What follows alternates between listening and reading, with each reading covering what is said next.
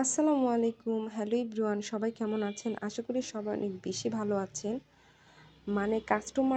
কিছু কাস্টমার এত বেশি খারাপ হয়, তাদের কথা বলতে গেলেও নিজের কাছেই খারাপ লাগে, লজ্জা লাগে।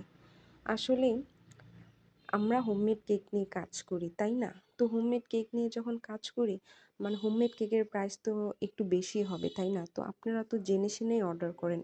বাট অর্ডার করার পরে যখন আপনারা কল রিসিভ করেন না বা কেকটা যখন নেন না, তখন কিন্তু খুব বেশি খারাপ লাগে। কারণ একটা কেক তৈরি করতে কিন্তু অনেক বেশি সময় লাগে। ঠিক এমনই আমার একটা কাস্টমারটা নতুন। তো উনি আমাকে ৪ পাউন্ড কেকের অর্ডার করে। তো কেক অর্ডার করার পরে বলে যে স্কুলের একটা প্রোগ্রাম।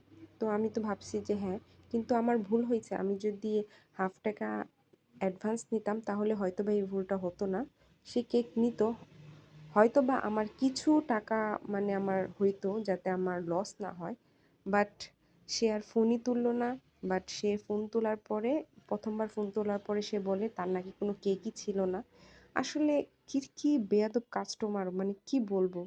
তোমাদের যখন নেওয়ার সামর্থ্য নেই তাহলে তোমরা কেন এইভাবে নক করে কেক চাও বা বলো যে হ্যাঁ, আমার কেক লাগবে আপু, অনেক ভালো হয় দিলে। কতভাবে কত কিছু, তাই না? আসলে এইসব কাস্টমাররা আপনাদেরকে বলি, এইসব কাস্টমার মানে যারা বেশি কেকের অর্ডার দেয় তাদের কাছে হাফ টাকা অ্যাডভান্স করে নেওয়াটাই হলো উচিত।